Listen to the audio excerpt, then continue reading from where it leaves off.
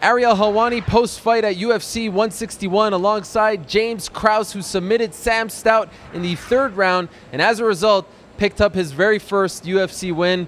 You did it. Yeah. WEC Ultimate Fighter, got the call on short notice, picked up a win over Sam Stout here in Canada. This must feel amazing. You have no idea. It's been such a long road to get here. I'm so glad to finally be here and get my shot. Not only did Joe Silva and the guys in the UFC give me a shot in the UFC, but they gave me a shot to shine really right out of the gate on FX in front of all of Canada. And man, I couldn't be happier with the matchup. Sam is so tough, and you know, my guys, me and my guys knew that we could come in here and we could do great things in this fight, and it was just my opportunity to shine. I'm so glad I got to take advantage of it.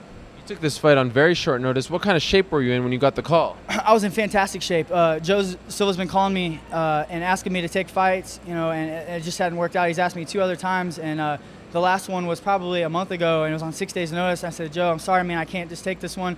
I'm a big 55er. I cut a lot of weight. And I said, I'll tell you what, man, I can't take this one, but if you call me again, I'm going to be ready.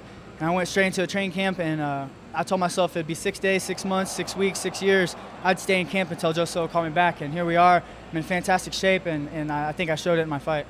As I mentioned, you fought in WEC, you were on the Ultimate Fighter, things didn't work out on those fronts. How hard was it as a result to turn down 2 opportunities? Part of you, you want to get in, you don't know if that call is going to come, but you have to do what's best for you, right? Yeah, correct. You know, we knew, me and my team, we knew that I'd made a lot of changes, maturing, and you know, I just wasn't ready for the other shows.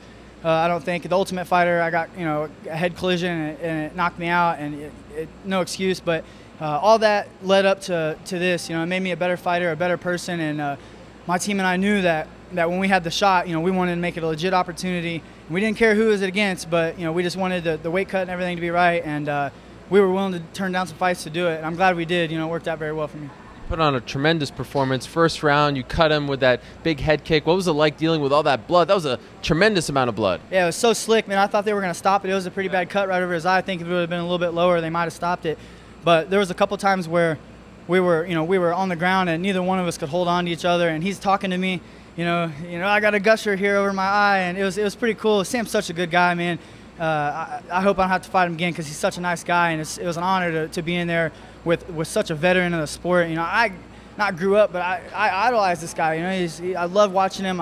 He brings it every time. He's always in great fights, and I was so happy to get the opportunity to fight him. You guys were actually joking in the middle of the fight. Yeah, we were talking to each other. He's like, "Oh man, you got me. You got me with a good gusher right over the eye." I was like, "Oh, I'm sorry, bro," and I just had to go back to work at it. So. The finish was great. He went for the double leg, and you caught him, got the guillotine. Explain how you set that up. You know, if anybody's ever trained me, they know I have a pretty solid guillotine, and we knew that if I started touching him on the feet, you know, I think Sam's been working on becoming a more well-rounded fighter, and we thought he would steal rounds at the end with takedowns.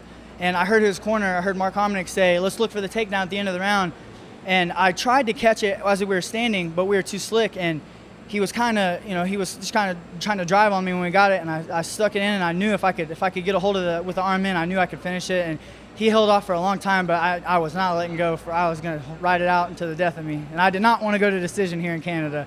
That is very true. You know, it's amazing. Cole Miller submitted George Gurgel, UFC 86, 4 minutes, 48 seconds of the 3rd round. Your submission, 4 minutes and 47 seconds. You are the second, I guess you could say, latest submission in UFC history, just by 1 second. That's pretty cool. Yeah, that's pretty awesome, man. Like I said, I did not want to go to decision here in Canada because, you know, I love Canada to death. It's such an awesome place to be, but man, some of these decisions they've been pulling are just not where I wanted to be, and I did not want to, and I was just holding on to that guillotine for my life. And also, we're talking to you right before the pay-per-view. No submissions so far. You're going to be praying to the MMA gods. You get that bonus? I hope so much. You know, Sam Stout, I don't think has ever been finished in the UFC, and I could use the money so bad. I need it so much, man. I would love to have it. It would literally change my life, you know what I mean, to have this money. So what would you do with it?